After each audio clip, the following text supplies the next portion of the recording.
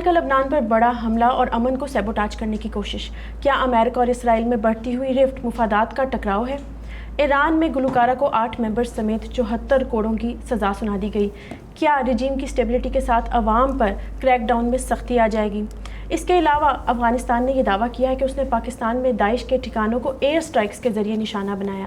ان تمام خبروں کا ہم جائزہ لیں گے. میں ہوں ڈاکٹر عروہ الہی اور میرے ساتھ موجود ہیں حبیب اکرم. حبیب صاحب، ہم یہ پہلے ہی ایکسپیکٹ کر رہے تھے کہ اسرائیل کچھ نہ کچھ کرے گا اور امن کو سیبوٹاج کرے گا. اس کے باوجود بھی ہم دیکھ رہے ہیں کہ جیسے جے ڈی وینس کی طرف سے، ٹرمپ کی طرف سے تنبیہ بھی آ رہی تھی. لبنان کے اوپر فرانس نے بھی بہت سیریس سٹینڈ لیا اور اس نے بھی کہا کہ اسرائیل کے اوپر پریشر ڈالے امریکہ اور اس کو روکے کہ وہ اس سارے پروسیس کو، اس پیس پروسیس کو ڈیریل نہ کرے. ساتھ ہی ایران نے بھی کلیئر کٹ کہہ دیا کہ ہم بھی سخت جوابی کارروائی سے پیچھے نہیں ہٹیں گے. تو اب آپ کو کیا لگ رہا ہے کہ حالات کس طرح؟ دیکھیے عروہ، اسرائیل کی طرف سے یہ کوششیں کہ وہ اس معاہدے کو سبوتاج کرے گا، تو اس میں تو کوئی کسی قسم کی کوئی دو رائے نہیں تھی. یہی ایکسپیکٹیشن تھی کہ اسرائیل اپنا کام کرتا رہے گا. دوسری بات یہ ہے کہ اسرائیل کی اندرونی سیاست بھی ڈکٹیٹ کروا رہی ہے، خاص طور پر جو فار رائٹ ہے، جو دراصل بینجمن نیتن یاہو کا ووٹ ہے.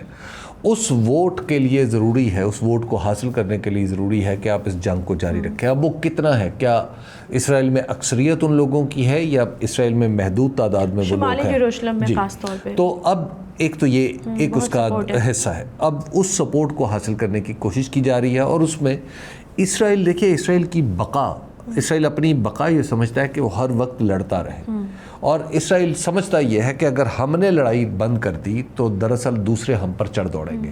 تو اب آپ ذرا دیکھیے کہ یہ اسرائیل کے جناب یہاں پہ ہمیں 10 کلومیٹر کا بفر زون چاہیے، یہاں پہ 15 کلومیٹر کا چاہیے، یہاں پہ یہ چاہیے، یہاں پہ وہ چاہیے. تو اس کے بعد اسرائیل کے تقاضے بڑھتے چلے جا رہے ہیں. اور ساتھ یہ بھی ہمیں ذہن میں رکھنا چاہیے کہ ایک زائنسٹ اپروچ بھی ہے کہ اسرائیل کو ایک گریٹر اسرائیل کا کانسیپٹ بھی ایک مذہبی بنیادوں پر انہوں نے بنا رکھا ہے. جب آپ ان سارے عوامل کو ملاتے ہیں تو پھر آپ کو یہ سمجھ میں آتی ہے کہ دراصل اس وقت جو اسرائیل کا الیکشن ہے وہ اس کو ڈکٹیٹ کرا رہا ہے. اور امریکہ کو کون ڈکٹیٹ کرا رہا ہے؟ اور امریکہ کو، دیکھیے امریکہ کو تو حالات ڈکٹیٹ کرا رہے ہیں. ان کے بھی مڈ ٹرم الیکشن ہے، اسی وجہ سے انہوں نے بھی جنگ بند کی ہے. اچھا، جنگ بند کرنا امریکہ کے لیے، امریکہ کے اندر ڈونلڈ ٹرمپ کی ضرورت ہے، اور جنگ جاری رکھنا اسرائیل کے اندر بینجمن نیتن یاہو کی ضرورت ہے. ان دونوں کی اپنی اپنی ضروریات، سیاسی ضروریات نے، بالکل جو ان کی اپنی اپنی سیاسی ضروریات ہیں، انہوں نے ان دونوں کے فیصلوں پر بہت ہی اہم اثر ڈالا ہے. اب یہاں سے اگلا سوال پیدا ہوتا ہے کہ کیا اسرائیل کے ان حملوں کی وجہ سے یہ معاہدہ ختم ہو جائے گا؟ مجھے ایسا لگتا ہے کہ شاید یہ معاہدہ تو ختم نہیں ہوگا، کیونکہ امریکہ اس کو ختم کرنے کے موڈ میں بالکل نہیں لگتا، اور ایران بھی ایک پوسچرنگ تو اس کی ایسی ہے کہ ایک طاقت کی پوزیشن کی، لیکن وہاں پر بھی مجھے انداز، یعنی ان کے بیانات کو اگر آپ غور سے دیکھیں کہ جس طرح مسعود پیزشکیان نے سائن کیے ہیں اور پھر سپریم لیڈر نے کہہ دیا کہ آپ امریکہ کے ساتھ براہ راست بات چیت کریں، تو اٹ شوز کہ ایران کے اندر بھی ایک تھرسٹ تو ہے کہ ہمیں بھی یہ معاہدہ چاہیے. اور حبیب صاحب شاید وہ ڈائریکٹلی مطلب ایک سپر پاور سے نہیں آنا چاہتے کنفرنٹیشن میں مزید. بالکل. تو اب یہاں سے یعنی ایران کتنی دیر تک یہ برداشت کر پائے گا؟ کیونکہ ایران اگر زیادہ دیر برداشت کرے گا تو پھر کل کو حزب اللہ اس کا ساتھ کیسے دے سکے گی؟ کیونکہ حزب اللہ اس معاملے میں کم از کم اس کی اس کی مددگار تو رہی ہے. تو اس اپنے مددگار کو ایسے موقع پہ تنہا چھوڑ دینا پولیٹیکلی کوئی زیادہ مناسب نہیں ہوگا. حبیب صاحب ویسے بھی یہ تو کمزور ہو جائیں گے نا ملیٹریلی بھی، جو ان کا اثر و رسوخ ہے وہ حزب اللہ کے تھرو ہے لبنان میں، تو وہ بھی تو کمزور ہو جائے گا اگر یہ ان کو اس طرح مرنے دیں گے. بالکل. اور اب یہی بات کہ پہلی شک ہی معاہدے کی یہ ہے کہ تمام فرنٹس پہ انکلوڈنگ لبنان جو جنگ بندی ہے وہ ہوگی، اور ایران نے بار بار یہ بھی کہہ دیا کہ اس کی وائلیشن کا مطلب یہ کہ پھر پورا معاہدہ ہی نل اینڈ وائڈ ہو جائے. اس میں اب دیکھیں نا، اب ناکہ بندی ختم کرنے کا اعلان پینٹاگون نے بھی کر دیا ہے. تو اگر یہ ناکہ بندی ختم ہو جاتی ہے اور کچھ دنوں میں یہاں سے امریکن فورسز ڈرا ڈاؤن ہوتی ہیں، تو اس کے بعد کی صورتحال مکمل طور پر بدل جائے گی، مختلف ہو جائے گی. پھر ایران کا اپر ہینڈ ہوگا. پھر ایران کا اپر ہینڈ ہوگا. ابھی ایران کے سامنے بھی یہ ہے کہ ہم اپنا پیس تو ہمیں چاہیے، لیکن اس کے ساتھ کہیں ایسا تو نہ ہو کہ ہم ادھر الجھ جائیں اور دوبارہ امریکہ اس جنگ میں کود پڑے۔ اب حبیب صاحب اس میں ایک سوال یہ بنتا ہے کہ یہ جو بیان بازی ہو رہی ہے دونوں طرف سے، نیتن یاہو بھی کہتا ہے کہ جب ہمارے مفادات ایٹ سٹیک ہوں گے تو امریکہ ہمارا ساتھ دے گا، اور دوسری طرف سے امریکہ بھی کہتے ہیں کہ یہ بڑے ناشکرے ہیں اور ہمارے فنڈس کی وجہ سے ان کا سروائیول پاسبل ہوا، اور یہ اپنے اونلی اینڈ موسٹ پاورفل الائی کو کھو دیں گے ایسی حرکتیں کر کے۔ اب سوال یہ ہے کہ is it actually a rift اور جسٹ اے شو؟ یہ جنگ نے باقاعدہ ایک رفٹ پیدا کر دیا۔ اس سے پہلے اسرائیل کے بہت ساری خطاؤں سے اور بہت سارے ظلم و ستم سے امریکہ ایک چشم پوشی کرتا تھا۔ آپ غزہ میں 70,000 لوگ مارے گئے، امریکہ کے اندر آپ کو کوئی تحرک نظر نہیں آیا، بلکہ ڈونلڈ ٹرمپ نے آ کے تو یہاں تک کیا کہ جن یونیورسٹیز میں ان کے اسرائیل کے مظالم کے خلاف آواز اٹھ رہی تھی، کبھی کہیں پابندیاں لگا رہا ہے، کبھی ان کے فنڈز واپس لے رہا ہے، اور یہ ساری چیزیں ہو رہی تھی۔ جینوسائیڈ کے خلاف بولنا جرم بن گیا، بولنا جرم بن گیا۔ تو جب یہ سارا معاملہ ہوا تو اس کے نتیجے میں یعنی ان کا اعلائی تو بہت بڑا تھا، ایسا لگ رہا تھا کہ اسرائیل کی حکومت قائم ہوگی امریکہ میں بھی۔ I think America has learned a lesson. جی، اب now they have learned a lesson۔ جب معاملہ ہوا، دیکھیے بینجامن نیتن یاہو نے ڈونلڈ ٹرمپ کو اپنے فائدے میں استعمال کیا۔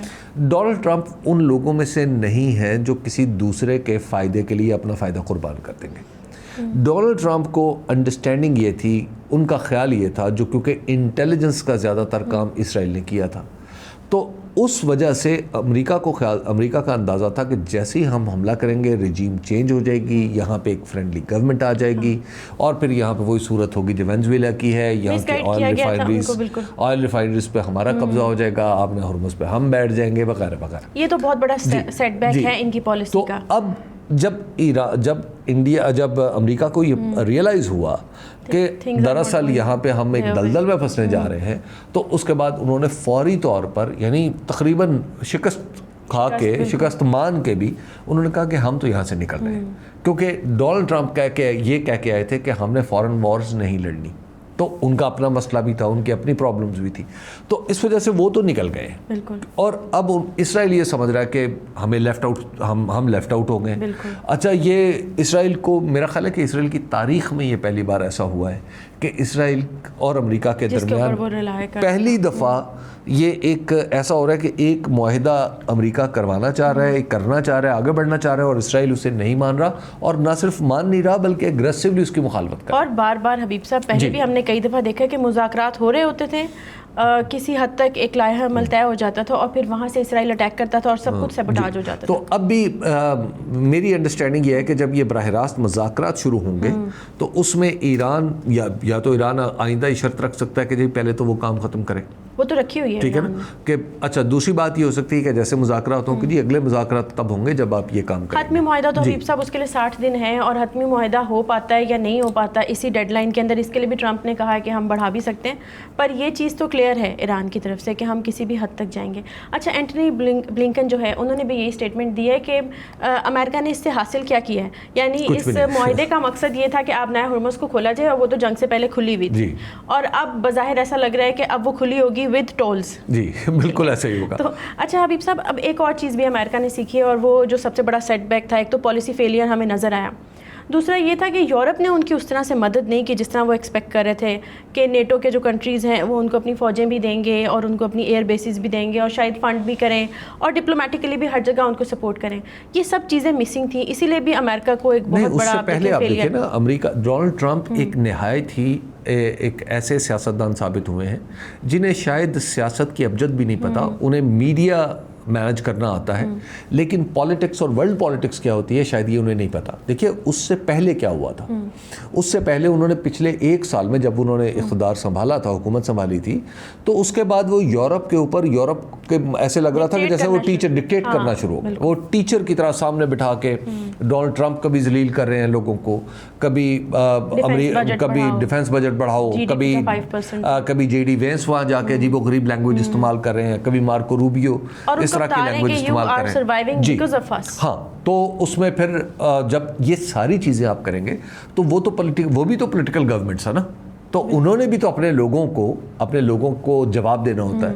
اور پھر وہاں کے معاملات میں ڈونلڈ ٹرمپ اتنے زیادہ دخیل ہو گئے کہ وہ لندن کے میئر کے بارے میں طرح طرح کی باتیں کر رہے ہیں. اچھا, اس کا نتیجہ یہ ہو کہ ایلن مسک نے بھی یہ حرکتیں شروع کر دیں. انہوں نے بھی ایسے ٹویٹ کرنا شروع کر دیے جو جس کے اندر بو آتی تھی کہ نسل پرستی کی, اور ان کی وجہ سے آئرلینڈ کے اندر جو کچھ ہوا اس میں باقاعدہ ریسزم کو انہوں نے پروموٹ کیا. تو جب یہ ساری چیزیں ہوئیں تو یورپ جہاں سے نکل رہا تھا, جن جکڑ بندیوں سے نکل رہا تھا, ڈونلڈ ٹرمپ نے ان کو واپس وہاں لانا چاہا, اور پھر انہیں ساتھ یہ کہا کہ ہم اپنی فوجیں بھی وڈرا کر رہے ہیں. اور حبیب صاحب اس میں ایک اور چیز بھی ایڈ ہو سکتی ہے کہ یورپ آلریڈی اسٹرگل کر رہا تھا یوکرین کی وار کی وجہ سے, تو بجائے اس کے کہ امریکہ فوکس کرتا ہے یوکرین پہ, امریکہ نے اپنے لیے نئے فرنٹس کھولے, اور امریکہ نے یوکرین کی وار کو یورپ کو اسٹرانگ کرنے کے لیے استعمال کیا نا. تو اس کا نتیجہ یہ تھا کہ جب پھر یہ مشورہ بھی ان سے نہیں کیا تھا کہ ایران کے ساتھ معاملات کیسے نمٹانے, اس کے نتیجے میں جب انہوں نے حملہ کیا تو یورپ بالکل ایک تماشائی کے طور پر سائڈ پہ کھڑا ہو گیا. اچھا, اب حبیب صاحب پیٹ ہیگسیت نے جو وزیر دفاع ہیں انہوں نے یہی اسٹیٹمنٹ دی کہ اگلے 6 ماہ میں ہم جائزہ لیں گے, ریویو کریں گے ملٹری پریزنس کا آف USA ان یورپ. کیوں؟ اسی چیز کے پیش نظر کہ بھائی جب ہمیں بیسز کی ضرورت تھی تو بہت سے الائز نے ہمیں اپنی بیسز نہیں دیں اور ہمیں ہر فرنٹ پہ سپورٹ نہیں کیا, تو اس لیے ہم اس چیز کو دوبارہ سے دیکھیں گے کیونکہ ہم نے نیٹو کو اسٹرانگ کرنا ہے. دیکھیے عروہ, طاقتور جو ملک ہوتے ہیں یا کسی ملک میں جو کوئی بھی طاقت ہوتی ہے وہ اپنی مرضی کی جگہ سے کاز اینڈ ایفیکٹ کا سلسلہ شروع کرتی ہے, ٹھیک ہے نا. اچھا, اس کی ایک مثال یوں سمجھ لیجئے کہ ایک آدمی کو میں مار رہا ہوں, میں اگر طاقت میں ہوں میں مار رہا ہوں تو میں کہوں گا میں ٹھیک مار رہا ہوں, لیکن اگر اس نے آگے سے مجھے چٹکی بھی کاٹ لی تو میں پھر وہاں سے بات کروں, دیکھو اس نے میرے اوپر کتنا ظلم کیا, جیسے اکتوبر 7 کا ہے. جی, تو اب یہی اب دیکھیے نا کہ ڈونلڈ ٹرمپ اور پیٹ ہیگسیت بالکل بچوں جیسی سیاست ہے نا, کہ کیا ہے کہ بچے جیسے گھر آ کے شکایت لگاتے ہیں اس نے مجھے مارا, یہ نہیں بتاتے کہ پہلے میں نے بھی مارا. تو ایگزیکٹلی یہی ہو رہا ہے کہ اس سے پہلے آپ نے یورپ کو الگ کیا تھا اپنے آپ سے, بالکل, اور آج اب کہہ رہے ہیں کہ یورپ نے ہمیں اڈے نہیں دیے. اچھا حبیب صاحب, اب ان دھمکیوں کے پیچھے کیا ویٹ رہ گیا جب آپ ایک دوسرے خطے میں آ کے اور بہت بری طرح سے ہار کے واپس جا رہے ہیں, تو do you have any capacity now to dictate Europe? اب تو کچھ نہیں ہے. اب تو میرا خیال ہے کہ امریکہ کی بات سننے والے یورپ میں بھی کم ہوتے چلے جائیں گے, یا اس کی بات سن لیں گے مانیں گے نہیں. بالکل, اور اسرائیل کی طرف سے بڑی سخت سٹیٹمنٹس ابھی تک جاری ہیں. بین گویر نے یہ کہا کہ جب 4 فوجی ان کے مرے حملے کے نتیجے میں, آپ نے 18 لوگ حزب اللہ کے یا آپ کہیں کہ لبنان کے شہید کر دیا, اور اس کے بعد آپ کے 4 فوجی جب اس نتیجے میں مرے ہیں تو وہ کہہ رہے ہیں کہ پورے لبنان کو جلا دینا چاہیے. دیکھیے یہ تو نسل پرستانہ ایک حرکت ہے نا, اور یہ اس سے پہلے یہ کہاں سے شے ملی ہے, تہذیب ختم کر دیں گے.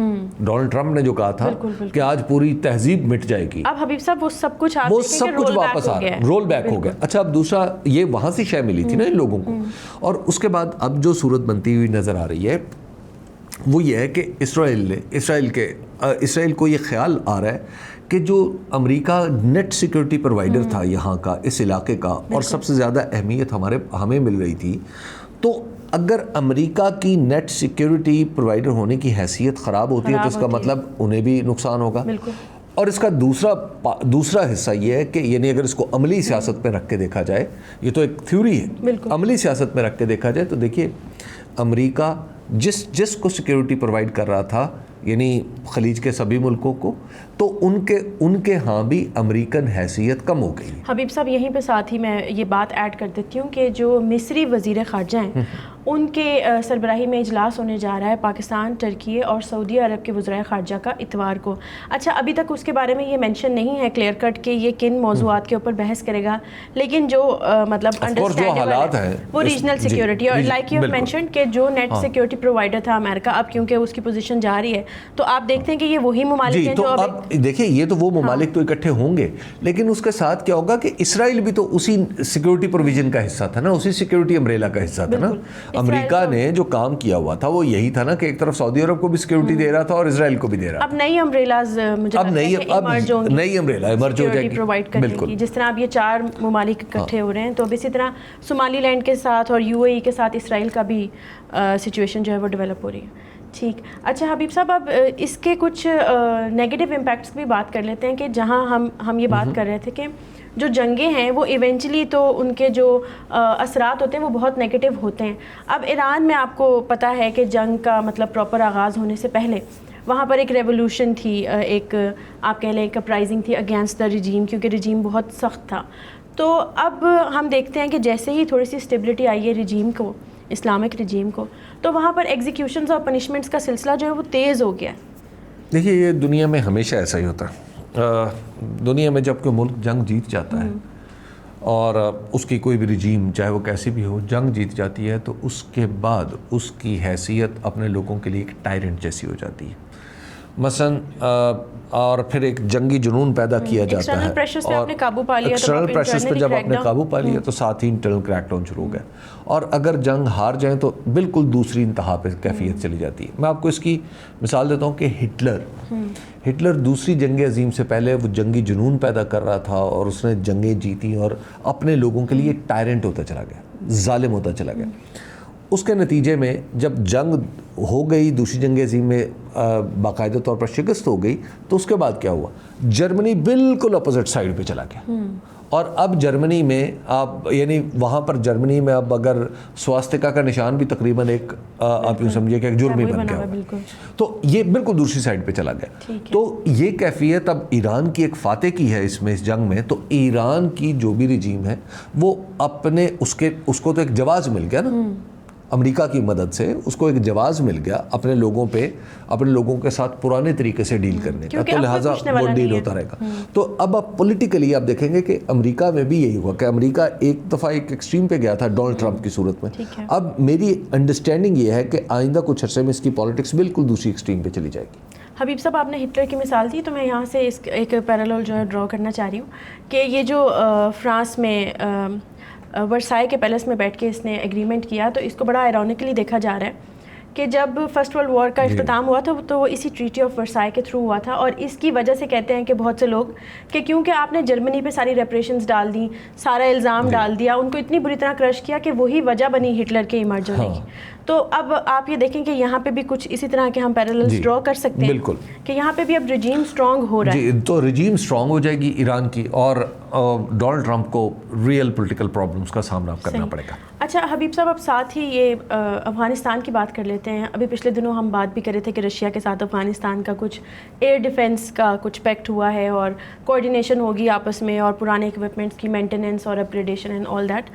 اب افغانستان نے یہ دعویٰ کیا کہ پاکستان کے 2 صوبے بلوچستان اور KP کے سرحدی علاقوں میں انہوں نے اٹیک کیا اور داعش کے ٹھکانوں کو انہوں نے نشانہ بنایا تھرو ایئر اسٹرائکس. ٹھیک ہے جی. دیکھیے ایک تو یہ ہے کہ پاکستان نے تو اس کو بالکل اس کو کہا تردید کر دی ہے. پاکستان نے کہا کہ بالکل غلط خبر ہے. اچھا, اس وقت امریکہ کو معاف کیجیے گا, افغانستان کو کچھ اپنی انٹرنل اسٹیبلٹی کے لیے کچھ تاثر دینے کی ضرورت ہے کہ جناب ہم پاکستان کے بڑے خلاف اور ہم اپنے وطن کی ملک کی حفاظت کر سکتے ہیں سو کالڈ. اچھا, وہ اس وجہ سے یہ تاثر دے رہے ہیں, اور لیکن جو نتیجہ یہ ہے کہ وہ ایک چھوٹا سا ڈرون تھا جو وہاں سے تھوڑی سی اس نے وائلیشن کی اور پاکستان کی ایئر ڈیفنس سسٹم نے اس کو گرا لیا, بلکہ ناکارہ بنا دیا. انہوں نے رائی کا پہاڑ بنایا. جی, تو انہوں نے اس کو رائی کا پہاڑ بنایا. یہ ان کی پولیٹیکل نیڈز ہیں جس کی وجہ سے وہ یہ کر رہے ہیں کہ جناب ہم فضائی حملے کر رہے ہیں, اور فضائی حملے دنیا کو نہیں پتا کہ ان کے پاس فضائیہ نہیں ہے. حبیب صاحب, ان کے پاس ٹوٹل 3 ایئر کرافٹس ہیں, 6 ایئر کرافٹس ہیں اور 23 ان کے پاس ہیلی کاپٹرز ہیں.